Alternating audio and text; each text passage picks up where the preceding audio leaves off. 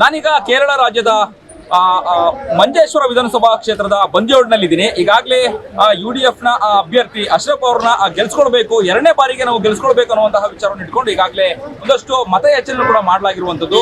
ನನ್ನೊಂದಿಗೆ ಈಗ ಒಂದು ಬೆಂಬಲಿಗರಿದ್ದಾರೆ. ಅಶ್ರಫ್ ಅವರ ಬೆಂಬಲಿಗರವ್ರನ್ನ ನಾವು ಮಾತನಾಡಿಸ್ತಾ ಹೋಗೋಣ. ಸರ್, ಈಗಾಗಲೇ ಒಂದಷ್ಟು ಪ್ರಚಾರನ ಮಾಡ್ತಾ ಇದ್ರಿ, ಏನ್ ಹೇಳ್ತೀವಿ, ಎರಡನೇ ಟೈಮ್ ಕರ್ಕೊಂಡು ಕೂಡ ಗೆಲ್ಸ್ಕೊಳ್ಬೇಕು ಅನ್ನುವಂತಹ ಒಂದು ಆಸೆ ಖಂಡಿತವಾಗಿಯೂ ನಮ್ಮ ನಮ್ಮ ಐಕ್ಯ ಪ್ರಜಾಪ್ರಭುತ್ವದ ಅಭ್ಯರ್ಥಿ ಕಳೆದ 5 ವರ್ಷ ಇಲ್ಲಿ ಶಾಸಕರಾಗಿ ತುಂಬ ಅಭಿವೃದ್ಧಿ ಕೆಲಸಗಳನ್ನು ಮಾಡಿರುವಂಥವರು. ಅದೇ ರೀತಿ ಅದಕ್ಕಿಂತ ಮುಂಚೆ ಒಂದು 5 ವರ್ಷ ತಾಲೂಕು ಪಂಚಾಯತ್ ಅಧ್ಯಕ್ಷರಾಗಿದ್ದರು. ಅದಕ್ಕಿಂತ ಮುಂಚೆ 5 ವರ್ಷ ಜಿಲ್ಲಾ ಪಂಚಾಯತ್ ಸದಸ್ಯರಾಗಿದ್ದರು. ಈ ಪ್ರದೇಶದಲ್ಲಿ ಹಲವಾರು ಅಭಿವೃದ್ಧಿಯನ್ನು ತಂದಂತಹ ಎಂ ಅಶ್ರಫ್ ಅವರು ಈಗಾಗಲೇ ನಮಗೆ ಕಳೆದ ಸಲ ಅವರು ಪ್ರತಿಪಕ್ಷದಲ್ಲಿ ಕೂತ್ಕೊಂಡಂತಹ ಒಬ್ಬರು ಶಾಸಕರಾಗಿದ್ದರು ಕೂಡ ಕಾಸರಗೋಡು ಜಿಲ್ಲೆಗೆ ಒಂದು ಲಾ ಕಾಲೇಜ್ ಒಂದು ಕ್ಷೇತ್ರದಲ್ಲಿ ನಮ್ಮ ಕ್ಷೇತ್ರದ ಮಂಜೇಶ್ವರದ ಗೋವಿಂದ ಪೈ ಕಾಲೇಜಿನ ಪಕ್ಕದಲ್ಲಿ ಲಾ ಕಾಲೇಜನ್ನು ಈಗಾಗಲೇ ಅವರು ತಂದಿರುತ್ತಾರೆ.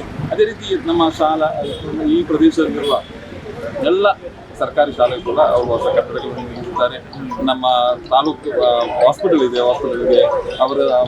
ಅವರು ಶಾಸಕರಾದ ನಂತರ ಅವರು ಅಲ್ಲಿಯೂ ಕೂಡ ಒಳ್ಳೆಯ ಕಟ್ಟಡವನ್ನು ಕೊಟ್ಟಿರುತ್ತಾರೆ.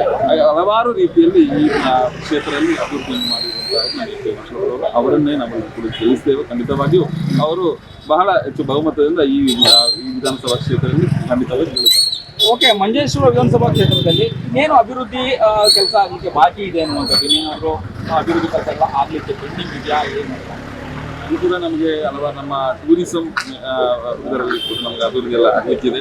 ಖಂಡಿತವಾಗಿಯೂ ಮುಂದಿನ ದಿನಗಳಲ್ಲಿ ನಮ್ಮ ಐಕ್ಯ ಪ್ರಜಾಪ್ರಭುತ್ವ ರಂಗದ ನೇತೃತ್ವದಲ್ಲಿ ಕೇರಳ ಸರ್ಕಾರ ಅಧಿಕಾರಕ್ಕೆ ಬರ್ತದೆ. ಖಂಡಿತವಾಗಿಯೂ ನಾವು ಅಂತಹ ಹೊಸ ಯೋಜನೆಗಳನ್ನು ಇಲ್ಲಿ ಈ ಕ್ಷೇತ್ರದಲ್ಲಿ ತರಲಿಕ್ಕಿದೆ. ಅಶ್ರಫ್ ಅವ್ರನ್ನ ಹಾಗಾದ್ರೆ ಎರಡನೇ ಬಾರಿಗೆ ಆಯ್ಕೆ ಮಾಡ್ಕೊಳ್ತೀನಿ. ಹಾಗಾದ್ರೆ ಖಂಡಿತವಾಗಿಯೂ ಎರಡನೇ ಬಾರಿ ಅವರು ಜಾತ್ಯತೀತ ನಿಲುವನ್ನು ಹಿಡಿದುಕೊಂಡು ಈ ಕ್ಷೇತ್ರದಲ್ಲಿ ಅಗಳಿರಲು ದುಡಿದಂತಹ ಶಾಸಕರು.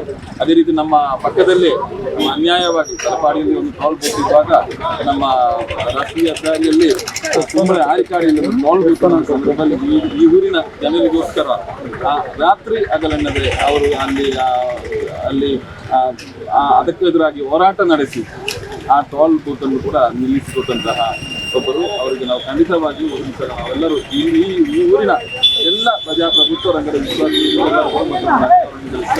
ಧನ್ಯವಾದಗಳು.